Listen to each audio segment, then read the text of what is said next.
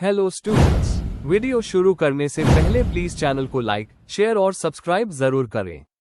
एक important information, अगर आपको इस वीडियो के नोट्स चाहिए तो डिस्क्रिप्शन बॉक्स में दिया गया डाउनलोड लिंक चेक करें। Thank you. चलिए शुरू करते हैं। इस वीडियो में हम पढ़ेंगे MHI2 मॉडर्न वर्ल्ड के प्रीवियस ईयर और most important questions with answers. ये क्वेश्चंस आपके एग्जाम के लिए बहुत इम्पॉर्टेंट है। अगर आपने ये अच्छे से कर लिए तो एग्जाम निकलना पक्का है। Let's begin. Question 1, how did the romantics and Friedrich Nietzsche question the basic tenets of the Enlightenment? Question explanation. इस क्वेश्चन में हमें बताना है कि रोमांटिक थिंकर्स और फिलोसोफर फ्रीडरिक नीचे ने एनलाइटनमेंट के मेन आइडियाज जैसे रीजन, प्रोग्रेस और यूनिवर्सल ट्रूथ को कैसे चैलेंज किया। हमें एनलाइटनमेंट के प्रिंसिपल्स, रोमांटिक रिएक्शन और नीचे के व्यू पॉइंट्स डिटेल में एक्सप्लेन करने हैं। आंसर। इंट्रोडक्शन। एनलाइटनमेंट यानी age of reason 18th century का एक इंटेलेक्चुअल मूवमेंट था जिसमें थिंकर्स ने लॉजिक, साइंस और रैशनल थॉट पर भरोसा किया। वोल्टेयर, रूसो और कांत जैसे थिंकर्स मानते थे कि रीजन से सोसाइटी और ह्यूमन लाइफ बेहतर बन सकती है। लेकिन 19th सेंचुरी में इस सोच के खिलाफ एक रिएक्शन आया। रोमांटिक थिंकर्स और फ्रीडरिक नीचे ने एनलाइटनमेंट के आइडियाज को क्वेश्चन किया। उन्होंने इमोशन, इंडिविजुअलिटी और क्रिएटिविटी पर ज्यादा फोकस किया। Main body. 1. एनलाइटनमेंट के बेसिक आइडियाज। सबसे पहले ये समझना जरूरी है कि एनलाइटनमेंट के मेन प्रिंसिपल्स क्या थे। रीजन सबसे ऊपर। हर प्रॉब्लम का सोल्यूशन साइंस और लॉजिक से पॉसिबल है। प्रोग्रेस और ऑप्टिमिज्म, नॉलेज के जरिए इंसान हमेशा प्रोग्रेस करेगा। यूनिवर्सलिज्म, हर इंसान के लिए एक ही ट्रूथ और एक हाई नेचर होती है। सेक्युलरिज्म, रिलीजन के बजाय रीजन और साइंटिफिक थिंकिंग पर भरोसा। ये आइडियाज मॉडर्न सोसाइटी की फाउंडेशन बन गए थे। 2. Romantic reaction against enlightenment. Romantic movement ने एनलाइटनमेंट के रैशनलिज्म के अगेंस्ट रिएक्शन दिया। इमोशन और इमेजिनेशन पर फोकस। वर्ड्सवर्थ, कोलरिज और गोएथे जैसे थिंकर्स मानते थे कि सिर्फ रीजन से लाइफ समझना पॉसिबल नहीं है, फीलिंग्स और इमेजिनेशन भी जरूरी है। नेचर का रिस्पेक्ट। रोमांटिक्स इंडस्ट्रियलाइजेशन और मैकेनिकल सोच के खिलाफ थे। उन्होंने नेचर को एक लिविंग और सैक्रेड चीज माना। इंडिविजुअलिटी और क्रिएटिविटी। एनलाइटनमेंट ने यूनिवर्सल ट्रूथ पे फोकस किया, पर रोमांटिक्स ने इंडिविजुअल सेल्फ और इमेजिनेशन को इंपॉर्टेंस दी। प्रोग्रेस पर डाउट। रोमांटिक्स मानते थे कि टेक्नोलॉजी और साइंस हमेशा मोरल प्रोग्रेस नहीं लाते, बल्कि लोगों को नेचर से दूर कर देते हैं। इस तरह रोमांटिक्स ने एनलाइटनमेंट के रैशनल और साइंटिफिक वर्ल्ड व्यू को चैलेंज किया। 3. नीचे का एनलाइटनमेंट पर क्रिटिसिज्म। फ्रीडरिक नीचे ने एनलाइटनमेंट के वैल्यूज को सबसे ज्यादा रैडिकली चैलेंज किया। रैशनलिज्म पर अटैक। नीचे कहते थे कि रीजन सिर्फ एक सरफेस लेवल चीज है, असली ह्यूमन बिहेवियर इंस्टिंक्ट्स और डिजायर्स से चलता है। मॉरल वैल्यूज पर सवाल। उन्होंने यूनिवर्सल मोरालिटी को स्लेव मोरालिटी कहा, जो इंडिविजुअलिटी और ग्रेटनेस को दबा देती है। God is dead concept. इसका मतलब था कि एनलाइटनमेंट के मोरल और रिलीजियस बिलीफ्स कोलैप्स हो चुके हैं। Will to power. नीचे के हिसाब से लाइफ का एसेंस रीजन नहीं, बल्कि एक क्रिएटिव एनर्जी है, जिसे उन्होंने विल टू पावर कहा। उनके हिसाब से एनलाइटनमेंट ने इंसान के अंदर की क्रिएटिविटी और वाइटैलिटी को कमजोर कर दिया। 4. उनके क्रिटिक के ब्रॉडर इम्प्लीकेशंस। दोनों ने फोकस को रीजन से इमोशन, यूनिवर्सलिटी से इंडिविजुअलिटी और प्रोग्रेस से ऑथेंटिसिटी की तरफ बदला। इनके आइडियाज ने एग्जिस्टेंशियलिज्म, साइकोएनालिसिस और पोस्टमॉडर्न थॉट को इंस्पायर किया। इन्होंने साइंस और इंडस्ट्रियल सिविलाइजेशन के लिमिटेशंस को एक्सपोज किया। उन्होंने इंसान के अंदर के इमोशन, क्रिएटिविटी और स्पिरिचुअलिटी की वैल्यू को दोबारा जगाया। कंक्लूजन। रोमांटिक्स और नीचे ने एनलाइटनमेंट के एक साइडेड रैशनलिज्म को चैलेंज करके मॉडर्न थॉट को बैलेंस दिया।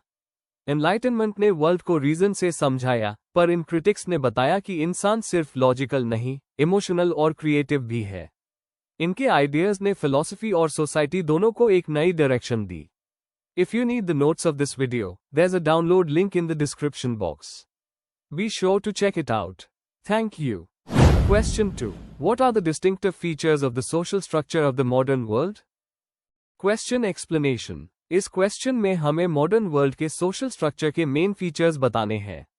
मतलब ये समझाना है कि आज के समाज की स्ट्रक्चर पुराने ट्रेडिशनल समाज से कैसे अलग है। इसमें इंडस्ट्रियलाइजेशन, अर्बनाइजेशन, कैपिटलिज्म और थिंकर्स जैसे मार्क्स, वेबर और डर्कहाइम के व्यूज समझाने हैं। आंसर। इंट्रोडक्शन। सोशल स्ट्रक्चर का मतलब होता है समाज के इंस्टीट्यूशंस और रिलेशनशिप्स का organised pattern. Modern world industrial revolution के बाद डेवलप हुआ, जहां एग्रीकल्चर बेस्ड सोसाइटीज इंडस्ट्रियल और कैपिटलिस्ट सोसाइटीज में बदल गई। इस बदलाव ने नए सोशल क्लासेस, इंस्टीट्यूशंस और बिहेवियर के पैटर्न्स क्रिएट किए। कार्ल मार्क्स, मैक्स वेबर और डर्कहाइम ने मॉडर्न सोशल चेंजेस को डीपली स्टडी किया। इस आंसर में हम मॉडर्न वर्ल्ड के सोशल स्ट्रक्चर के मेन फीचर्स जैसे इंडस्ट्रियलाइजेशन, अर्बनाइजेशन, कैपिटलिज्म, ब्यूरोक्रेसी और इंडिविजुअलिज्म के बारे में बात करेंगे। Main body. 1. इंडस्ट्रियलाइजेशन और अर्बनाइजेशन। इंडस्ट्रियल रेवोल्यूशन ने प्रोडक्शन सिस्टम को एग्रीकल्चर से इंडस्ट्री की तरफ बदला। लोगों ने गांव छोड़कर शहरों में काम और बेटर लाइफ के लिए माइग्रेशन किया। अर्बन लाइफ में रिलेशंस पर्सनल और इमोशनल नहीं, बल्कि फॉर्मल और कॉन्ट्रैक्ट बेस्ड हो गए। ट्रेडिशनल जॉइंट फैमिली और कम्युनिटी सिस्टम धीरे धीरे कमजोर हुआ। एग्जाम्पल, इंग्लैंड के मैनचेस्टर जैसे शहरों का रैपिड इंडस्ट्रियल ग्रोथ इस चेंज का बेस्ट एग्जाम्पल है। 2. कैपिटलिज्म और क्लास स्ट्रक्चर। मॉडर्न समाज कैपिटलिज्म के बेस पर बना है, जहां प्रोडक्शन प्राइवेट ओनरशिप के हाथ में होता है और प्रॉफिट मेन गोल होता है। कार्ल मार्क्स ने बताया कि कैपिटलिस्ट सिस्टम दो मेन क्लासेस क्रिएट करता है, बुर्जुआजी, जो प्रोडक्शन के मालिक है, और प्रोलेटेरिएट, जो काम करते हैं। इससे क्लास कॉन्फ्लिक्ट और इनइक्वालिटी बढ़ गई। मैक्स वेबर ने इसमें और डेप्थ ऐड करते हुए कहा कि स्टेटस, पावर और पार्टी भी सोशल पोजीशन डिफाइन करते हैं। एग्जाम्पल, आज के मॉडर्न इकोनॉमी में इंडस्ट्रियलिस्ट्स और कंपनी एग्जीक्यूटिव्स इकोनॉमिक पावर रखते हैं, जबकि वर्कर्स उनके लिए काम करते हैं। 3. ब्यूरोक्रेसी और रैशनलाइजेशन। मैक्स वेबर के हिसाब से मॉडर्न वर्ल्ड की एक मेन क्वालिटी है रैशनलाइजेशन, जहां लोग ट्रेडिशन के बजाय रीजन और एफिशिएंसी के बेस पर डिसीजंस लेते हैं। ब्यूरोक्रेटिक इंस्टीट्यूशंस ने सोसाइटी में ऑर्गेनाइज्ड सिस्टम क्रिएट किया, जहां रूल्स, हायरार्की और स्पेशलाइजेशन इंपॉर्टेंट होते हैं। ये सिस्टम एफिशिएंट तो है, लेकिन वेबर कहते हैं कि लोग एक आयरन केज में फंस जाते हैं, जहां इंडिविजुअलिटी कम हो जाती है। एग्जाम्पल, मॉडर्न गवर्नमेंट्स और कॉर्पोरेशंस ब्यूरोक्रेसी के रूल्स और सिस्टम्स के थ्रू चलती है। 4. सोशल मोबिलिटी और इंडिविजुअलिज्म। ट्रेडिशनल सोसाइटीज में पोजीशन बर्थ से फिक्स होती थी, जैसे कास्ट या फैमिली बैकग्राउंड। मॉडर्न सोसाइटी में एजुकेशन और मेरिट के बेस पर ऊपर बढ़ने का मौका मिलता है। इस वजह से इंडिविजुअलिज्म बढ़ गया, लोग अपनी सक्सेस और फ्रीडम को ज्यादा इंपॉर्टेंस देते हैं। लेकिन इस कंपटीशन ने स्ट्रेस और एलियनेशन भी क्रिएट किया। एग्जाम्पल, आज के डेमोक्रेटिक सोसाइटीज में लोग अपनी मेहनत और एजुकेशन के जरिए अपनी सोशल पोजीशन इंप्रूव कर सकते हैं। 5. सेक्युलराइजेशन और साइंटिफिक आउटलुक। मॉडर्न समाज रिलीजन के बजाय साइंस और रैशनल थिंकिंग पर ज्यादा डिपेंड करता है। सेक्युलराइजेशन ने रिलीजन की डोमिनेंस को कम किया और साइंटिफिक एटीट्यूड को बढ़ावा दिया। एजुकेशन और मीडिया ने रैशनल और ग्लोबल वैल्यूज को स्प्रेड किया, पर साथ ही मॉरल कंफ्यूजन और वैल्यू क्राइसिस भी आई, जिसे डर्कहाइम ने एनमी कहा। एग्जाम्पल, आज के मॉडर्न समाज में लोग साइंटिफिक डेवलपमेंट और लॉजिक बेस्ड डिसीजंस को ज्यादा वैल्यू देते हैं। कंक्लूजन, मॉडर्न वर्ल्ड का सोशल स्ट्रक्चर डायनामिक और कॉम्प्लेक्स है। इंडस्ट्रियलाइजेशन, कैपिटलिज्म, ब्यूरोक्रेसी और इंडिविजुअलिज्म ने समाज को बदल दिया। मार्क्स, वेबर और डर्कहाइम जैसे थिंकर्स ने इन चेंजेस को समझाने में बहुत योगदान दिया। मॉडर्निटी ने फ्रीडम और प्रोग्रेस तो दी है, लेकिन इनइक्वालिटी और एलियनेशन भी लाए है। इसलिए मॉडर्न सोशल स्ट्रक्चर एक तरह से कॉन्ट्रडिक्टरी है, प्रोग्रेस के साथ प्रॉब्लम्स भी लाता है। If you need the notes of this video, there's a download link in the description box. Be sure to check it out. Thank you. Question 3. What are the problems with the principles of democracy? Outline different schools' criticisms in this respect. Question explanation. इस question में हमें democracy के basic principles के problems समझाने हैं, जैसे equality, liberty, participation, etc. के practical issues. साथ ही हमें अलग अलग स्कूल्स ऑफ थॉट, जैसे लिबरल, मार्क्सिस्ट, एलीटिस्ट और प्लूरलिस्ट के पर्सपेक्टिव से उनके क्रिटिसिज्म्स भी बताने हैं। आंसर। इंट्रोडक्शन। डेमोक्रेसी एक ऐसी पॉलिटिकल सिस्टम है जहां पावर लोगों के हाथ में होती है, या तो डायरेक्टली या फिर इलेक्टेड रिप्रेजेंटेटिव्स के थ्रू। इसका बेस है लिबर्टी, इक्वालिटी और पार्टिसिपेशन। लेकिन डेमोक्रेसी के कुछ प्रैक्टिकल और थियोरेटिकल प्रॉब्लम्स भी हैं। अलग अलग थिंकर्स जैसे लिबरल, मार्क्सिस्ट, एलीटिस्ट और प्लूरलिस्ट ने इन पर अपने व्यूज दिए हैं। इस आंसर में हम यूएनएचआई प्रॉब्लम्स और क्रिटिसिज्म्स को डिटेल में समझेंगे। Main body. 1. Theoretical problems in democracy. Majority rule versus minority rights.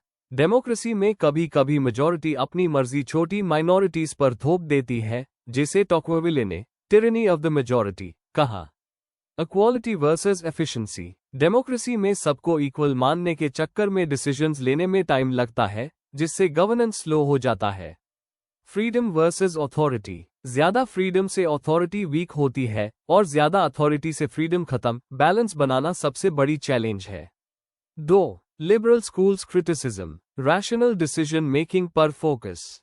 Liberals democracy को सपोर्ट करते हैं, लेकिन वो कहते हैं कि मेजॉरिटी ओपिनियन हमेशा रैशनल नहीं होती। जॉन स्टुअर्ट मिल ने कहा था कि पॉपुलर ओपिनियन इंडिविजुअलिटी और क्रिएटिविटी को दबा सकती है। रिप्रेजेंटेटिव डेमोक्रेसी में लोगों का रोल सिर्फ वोट तक सीमित रह जाता है, ये भी एक मेजर क्रिटिसिज्म है। 3. Marxist criticism. Economic inequality. Marxists कहते हैं कि कैपिटलिस्ट कंट्रीज में डेमोक्रेसी सिर्फ फॉर्मल होती है, असली पावर तो रिच क्लास के पास होती है। Class domination. मार्क्स के हिसाब से स्टेट एक इंस्ट्रूमेंट है रूलिंग क्लास के लिए, डेमोक्रेसी बस एक इल्यूजन है जहां रिच लोग अपना रूल मेंटेन करते हैं। Illusion of freedom. इलेक्शंस और वोटिंग सिर्फ एक नाटक है जिससे लोगों को लगता है कि वो फ्री है, जबकि असल में सिस्टम उन्हीं के कंट्रोल में है। 4. एलीटिस्ट और pluralist criticisms. Elitist view. Pareto, Mosca, Michels. Elitist thinkers कहते हैं कि डेमोक्रेसी एक मिथ है, असल में पावर हमेशा कुछ सिलेक्टेड लोगों के पास होती है। मिकल्स ने इसे आयरन लॉ ऑफ ओलिगार्की कहा। Pluralist view. रॉबर्ट दहल जैसे थिंकर्स मानते हैं कि अलग अलग इंटरेस्ट ग्रुप्स के कंपटीशन से डेमोक्रेसी चलती है, लेकिन सब ग्रुप्स के पास इक्वल पावर नहीं होती, ये भी एक लिमिटेशन है। 5. Practical problems of modern democracies. Voter apathy. बहुत सारे लोग पॉलिटिकल इश्यूज को समझते नहीं और इमोशनल या मैनिपुलेटेड वोटिंग करते हैं। पॉपुलिज्म और मीडिया कंट्रोल। आज के टाइम में डेमोक्रेसी मीडिया और पॉपुलिस्ट लीडर्स के इन्फ्लुएंस में आती जा रही है। करप्शन और ब्यूरोक्रेटिक डिलेज। सिस्टम में करप्शन और डिले डेमोक्रेसी की अकाउंटेबिलिटी को कम कर देते हैं। कंक्लूजन। डेमोक्रेसी दुनिया की सबसे रिस्पेक्टेड पॉलिटिकल सिस्टम है, लेकिन उसके अंदर कुछ सीरियस प्रॉब्लम्स भी है। हर स्कूल ने अपने तरीके से इन इश्यूज को हाईलाइट किया है। अगर हम इक्वालिटी, एजुकेशन और रिस्पॉन्सिबल गवर्नेंस को इम्प्रूव करें, तो डेमोक्रेसी और स्ट्रांग हो सकती है। If you need the notes of this video, there's a download link in the description box. Be sure to check it out. Thank you. Question 4. Is nationalism the ultimate product of modernization? Discuss with reference to Ernest Gellner and Smith debate. Question explanation. यह question पूछता है कि nationalism क्या modernisation का final result है या नहीं।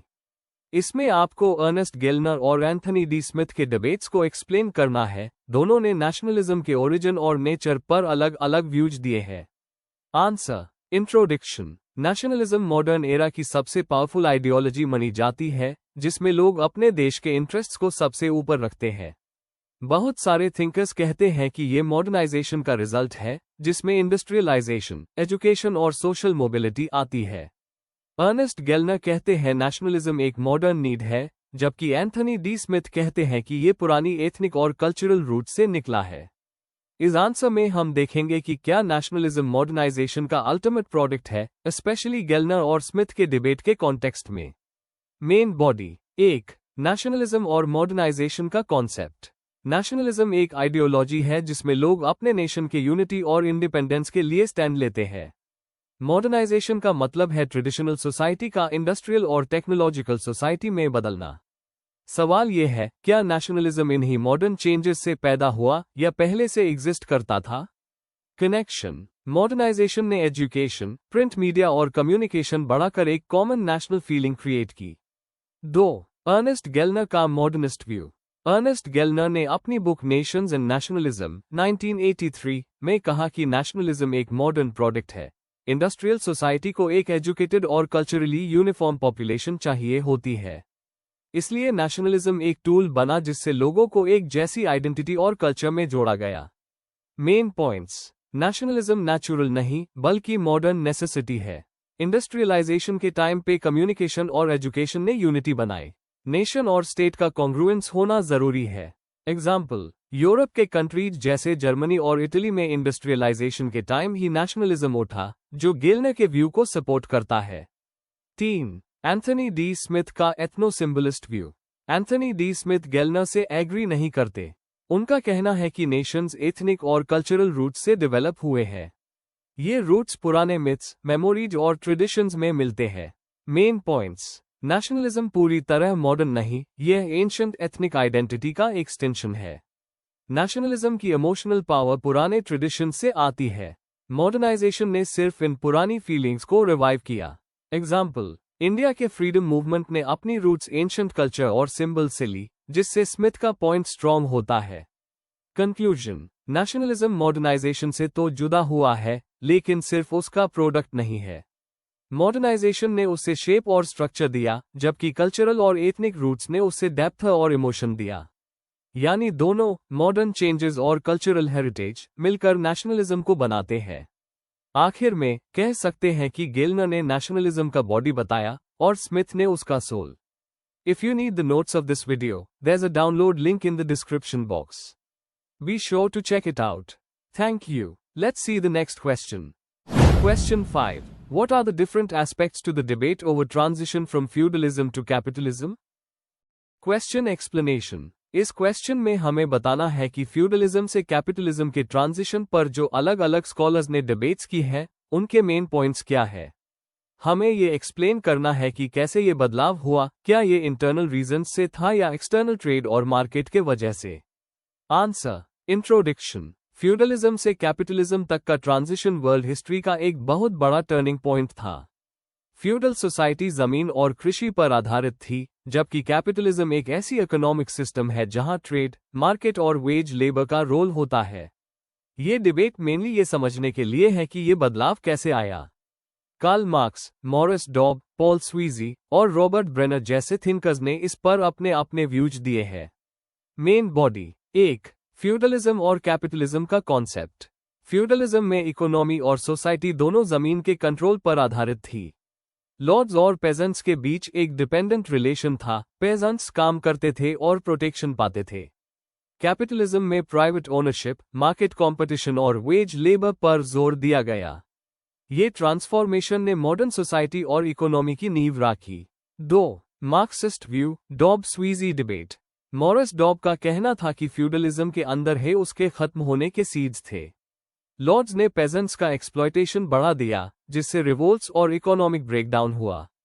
Paul स्वीजी ने कहा कि कैपिटलिज्म का राइज एक्सटर्नल ट्रेड और मार्केट एक्सपेंशन के वजह से हुआ, ना कि इंटरनल कॉन्फ्लिक्ट से।